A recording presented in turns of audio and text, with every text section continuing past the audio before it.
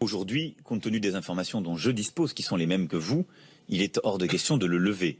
Et donc je demanderai aux services compétents de pouvoir me faire un point cohérent en la matière dès le premier conseil de défense que je réunirai si je suis élu.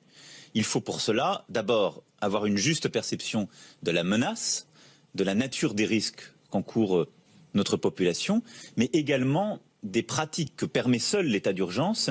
Alors, qu'est-ce qu'il faut comprendre là-dessus ? Je veux dire, il sort de l'état d'urgence ou pas ? C'est du magnifique Emmanuel Macron. Il réussit le pari de dire en une phrase tout et son contraire. Il commence par dire, en fonction des informations dont je dispose, il est hors de question de le lever.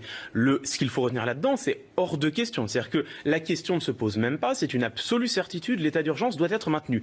Et immédiatement après, dans la plus grande des tranquillités, il ne se dérange pas d'ajouter, mais quand je serai élu, je réunirai une commission pour connaître l'état de la menace, donc il dit qu'il ne la connaît pas, la nature des risques encourus, il ne les connaît pas non plus, et les pratiques de l'état d'urgence, il ne les connaît pas non plus. Donc, après avoir dit, il est hors de question de le lever, il dit derrière qu'il n'a aucune information et qu'on verra une fois qu'il sera élu. Il a dit stricto sensu tout et le contraire de tout. C'est terrible ce que vous nous dites alors. Mais pourquoi fait-il ça ? Alors, vous savez, ça c'est quelque chose de très important. On appelle ça en psychologie cognitive l'attention sélective. Nous autres êtres humains, nous accordons beaucoup plus d'attention aux informations qui nous confortent dans ce que nous pensons.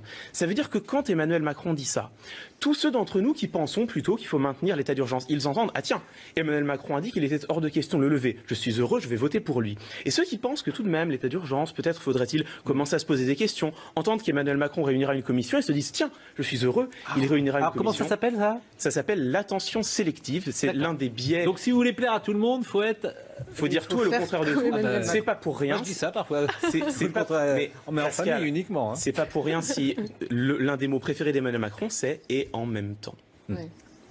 C'est le marketing politique.